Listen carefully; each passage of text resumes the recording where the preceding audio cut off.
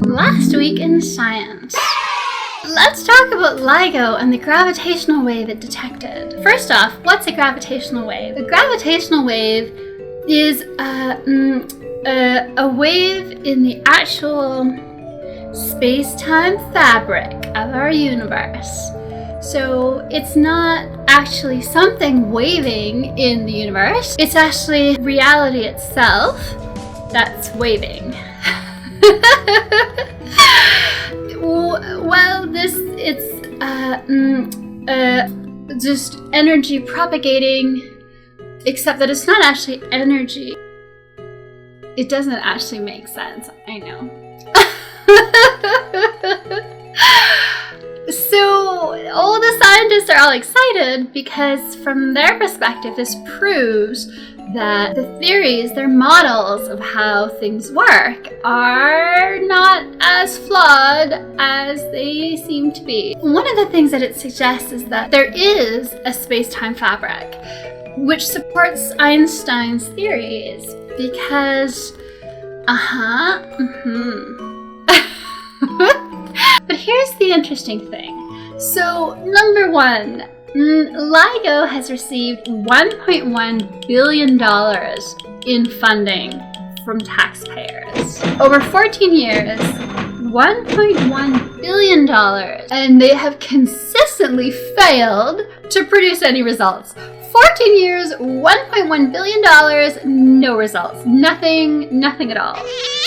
Except they have had a number of false positives. And the interesting thing about these false positives is that they were actually injected false positives. So there are three. I'm doing 3 fingers, but I'm saying 4. Oh, I don't know if I need to drink more or if I actually haven't started drinking yet. I was gonna use that as an excuse. Oh my goodness. Where was I? I don't even know. 4! There are 4 people who have the power to go into the LIGO computer program and create a false signal.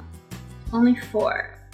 These 4 people are kind of at the head, they're at the top, they're old. One of them has dementia. He's just, 14 years ago, he was all excited. Now he has dementia.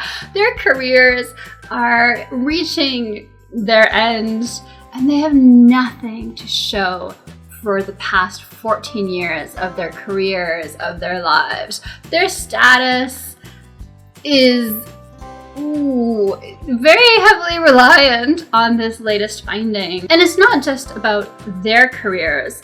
Although if you're facing imminent death and you have nothing, you haven't produced anything in 14 years, there might be a little bit of incentive to fake a positive result and then not admit that you faked it. In the past, the false positives that were injected, which basically just means they inject a signal into the data themselves that wasn't actually real. The last time they did this, none of the scientists noticed that it was false data. It actually got to the point where they were getting ready to submit their paper, the write-up, for publication.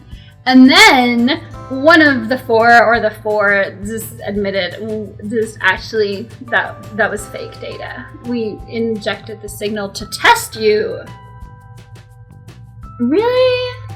It's questionable whether the previously faked signals were really tests, or was it the act of someone desperate for more grant funding, continuation of funding, some kind of result to justify their life's work, to justify the expense, the taxpayer money that they'd been given, to justify renovations that were done in 2009 that cost $500 million. One might come to the conclusion that someone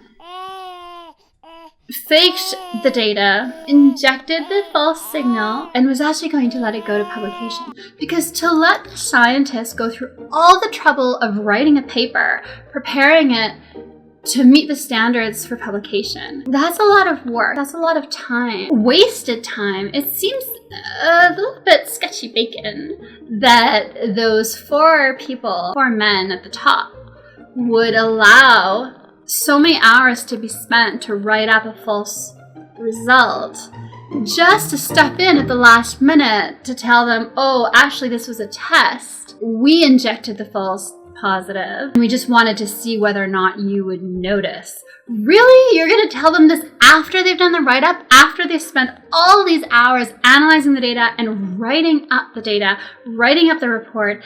To me, it seems, if it really was a test, you would expect them to tell them after the data analysis had been done, when they were deciding that they were going to go through and start doing a write-up. That's the point at which you'd think would logically be the point at which they would come up and say, okay guys, this was just a test and you failed.